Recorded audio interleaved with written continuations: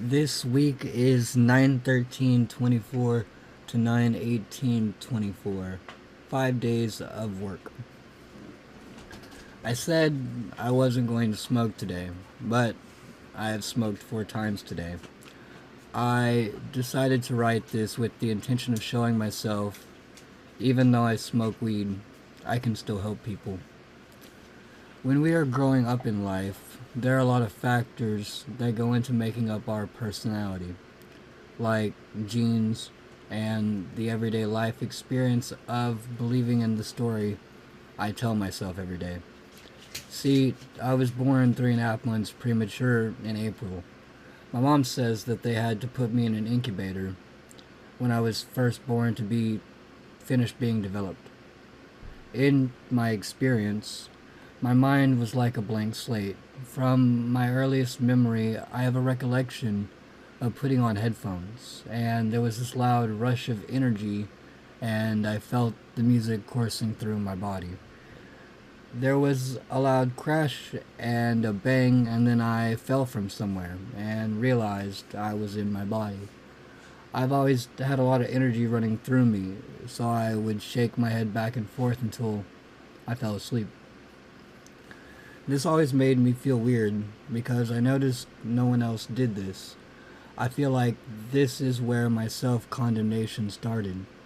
I thought it was weird since I was the only one that did that. It made me feel weird about myself. And ever since then, I felt like an alien inside my own body. And plus, my body always felt kind of weird to me. Ever since then, I started to observe and watch the people around me because I had a feeling you can do what others do. And you can imitate or be like them. By watching those around me, I observed that when people have a desire, a feeling of lack or wanting something, this creates a feeling of craving after the object that we want to acquire. And in this craving state, after what one desires, seeking in the feeling of lack, the mind stays hungry on its desires, never satisfied, chasing after the object that we originally desired. It creates a perpetual hunger for no fulfillment. We can never be satisfied with a spirit of desire. When I was growing up, my parents used to read to me. I remember I thought it was amazing that people took the time to write down information in a book so that other people could learn. I was horrified when they told me people used to burn books at one time because they thought knowledge was evil. I was curious as a boy. I wanted to know why things are the way they are.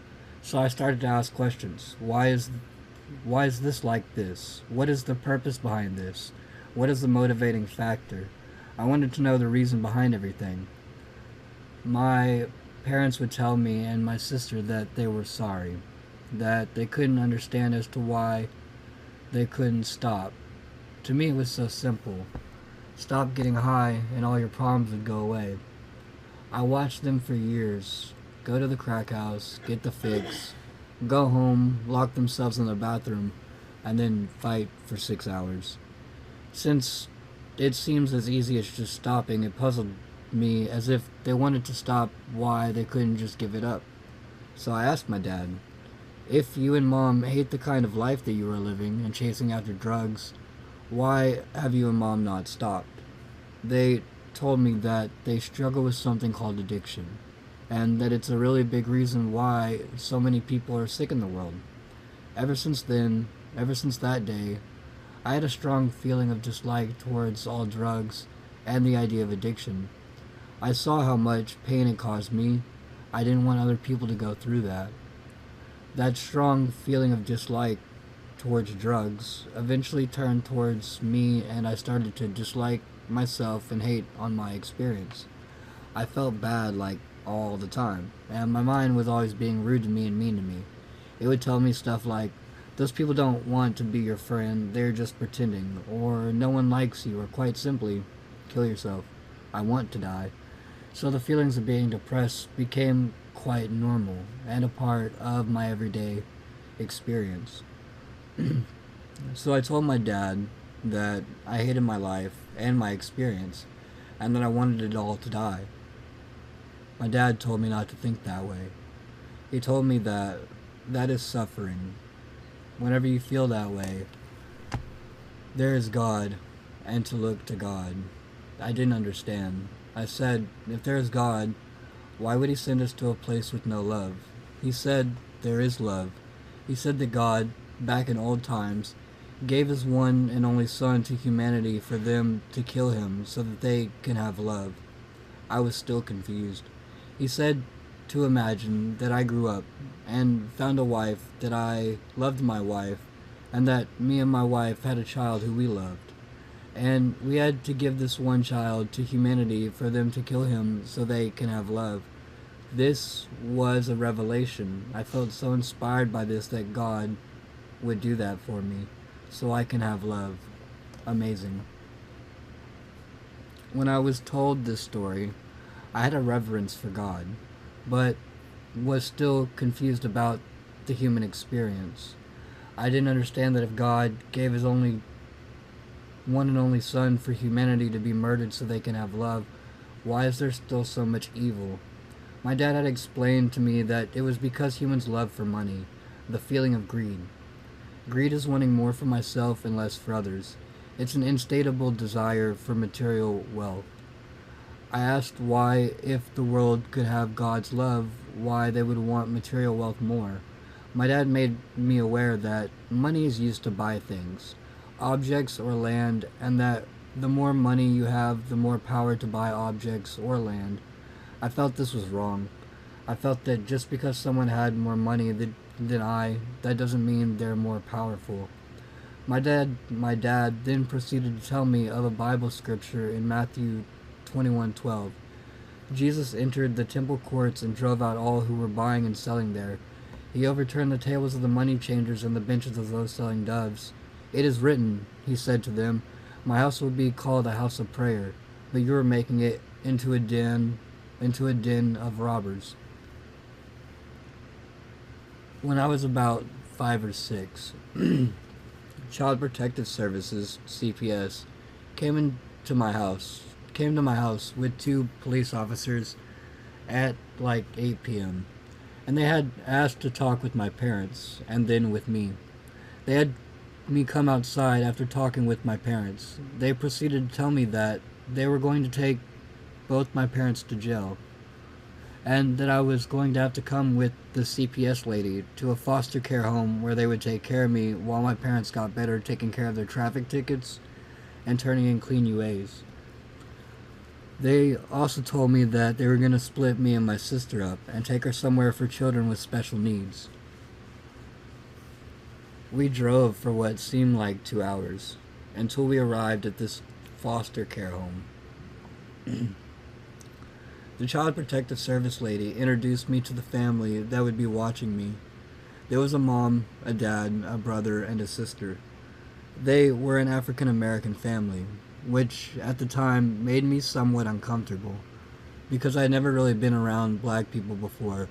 Really, the only ones were the ones that my parents would get their crack from. So I had a hatred towards black people because they were usually the ones my parents would get their drugs from.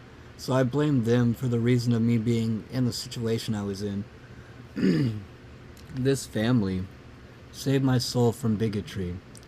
I thought lesser of the people that appeared to put a divide in my family life. By spending time with this family, I learned about the church side of life wholeheartedly. We would go to church on Sundays, and this was always fun. I really loved and enjoyed how much everyone got into what the pastor was saying. It showed me the love of the religious life, and I had found a reverence for the community I was in, although I didn't enjoy how alone I felt all the time. I did have love for the people that were helping me feel welcomed. I discovered that I really enjoyed honey buns here. It was like a cinnamon roll, but for on the go. I loved them a lot, and would eat them all the time.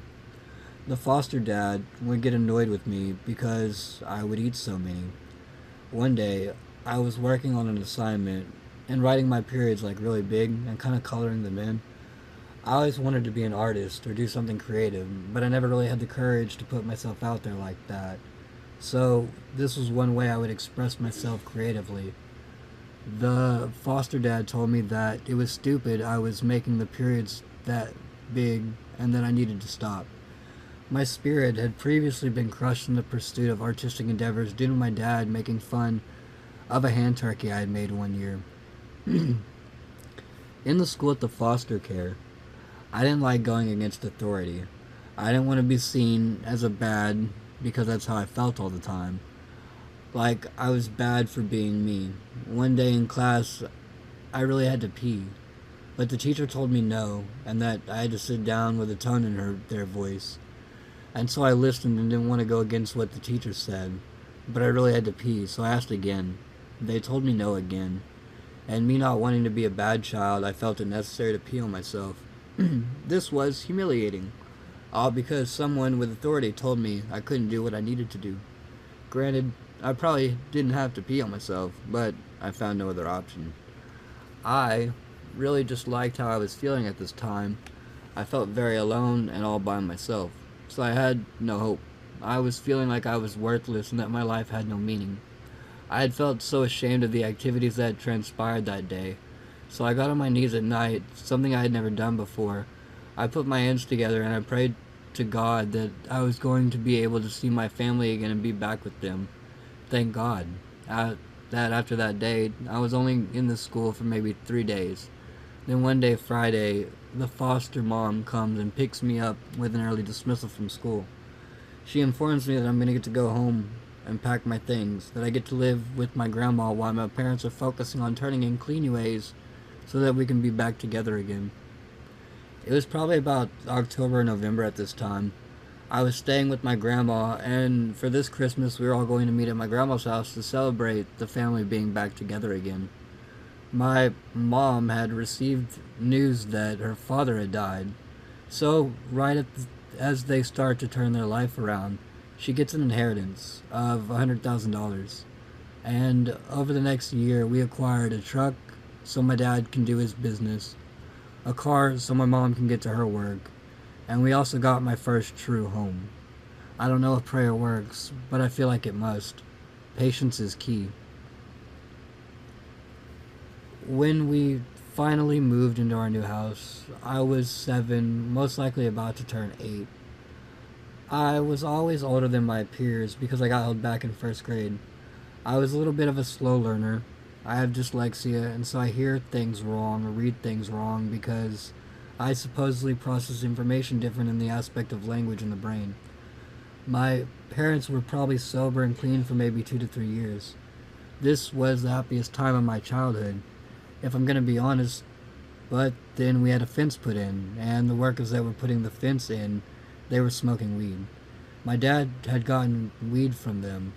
I didn't understand that there were different kinds of drugs. I thought all drugs were just drugs. So one day I noticed that he was acting kind of silly, laughing and stuff, being fun, and I noticed he looked a little different. I was pissed. I knew that he was on drugs, and it made me so mad and sad. Genuinely, I felt betrayed.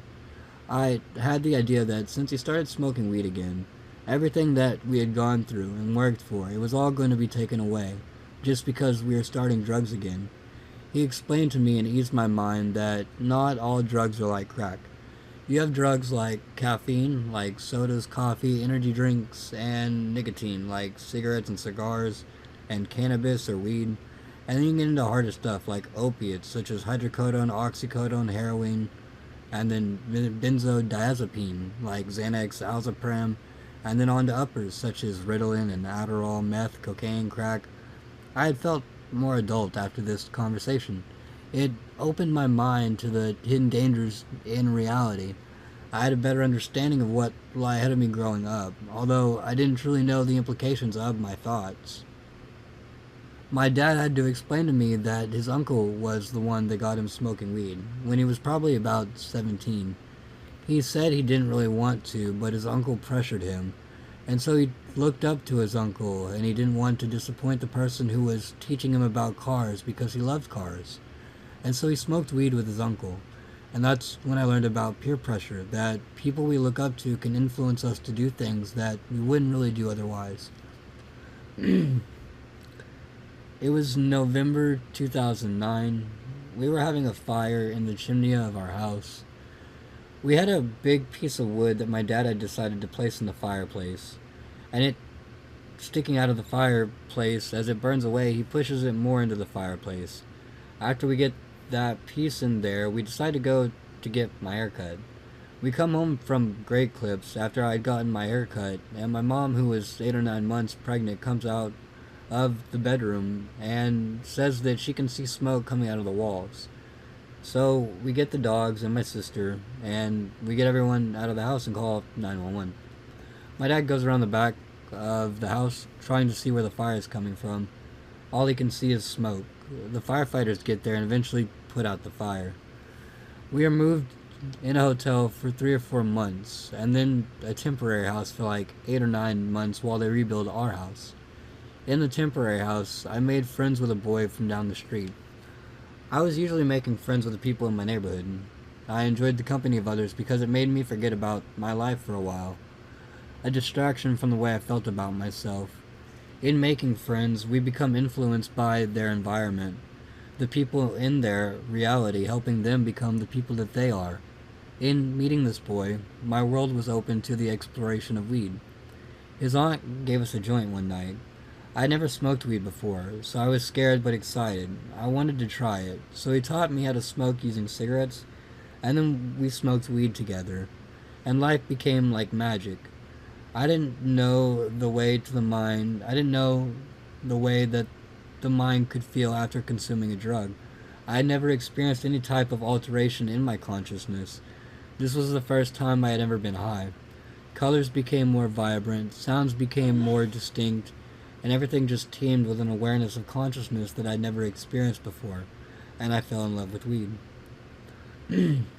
At this time, I was probably in 7th grade. I had good friends in school, but I was the bad kid, the one who just wanted to get by. I didn't really see much of an effort in trying in school. I liked to learn, but it was hard for my attention to be focused. Plus, I preferred the more social aspect of it anyway. Although I knew there was a purpose to get through school, accomplish something, I never really felt the vigor for learning. I never felt myself to be very smart. But I think it was about this time that I started to get into science and space. I've always been I've always found space fascinating. My 7th grade teacher, Mr. Treble, really enjoyed space. He had made an impression on me to take my life more seriously. I looked up to him for how long him and his girlfriend had been dating before they got married. It was 10 years. I found that to be virtuous, probably because it takes a lot of commitment to be with someone for 10 years. In my relationship, this is my ideal, to make it 10 years before I get married. Once I got into 7th grade summer, my dad would put his marijuana in the freezer to keep it fresh. I, being the delinquent I was, decided to start to steal his weed and smoke it with my friends. I would go in the freezer, help myself at night, then go smoke with my friends for the next day. We were having a lot of fun getting high until one day we all got in trouble and got grounded. Then life wasn't as fun anymore. Plus, we shouldn't steal from others. It's not the right thing to do. We must work for the things that we want to acquire in life, not steal from others. This is when my life took a turn for exploration, and I got into drugs. The first drug I ever tried was alcohol, when I was 11. Then I started to smoke weed when I was 12. I think my mom was getting hydrocodone at the time for pain management. I always knew that taking pills was a big risk, but I didn't know the kind of implications that came with it. So my mom had this friend, and they would take hydrocodone together, and I asked her if I could have one. She told me no, but I knew my mom.